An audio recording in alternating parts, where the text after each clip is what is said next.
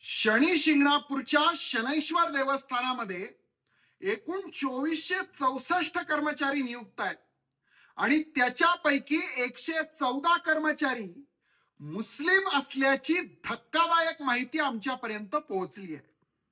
देवस्थान हिंदूंचं, देणगीदार हिंदू आणि आमच्या मंदिरात तुम्ही मुस्लिम कर्मचारी ठेवणार, ही पूर्णपणे हिंदू धर्मियांच्या भावनांशी खेळून शनी भक्तांशी केलेली प्रतारणा आहे. आणि म्हणून येत्या 14 तारखेला सकल हिंदू समाजाने शनी शिंगणापूरला मोर्चाचं आयोजन केलाय, ज्याच्यामध्ये आम्ही सहभागी होणार आहोत.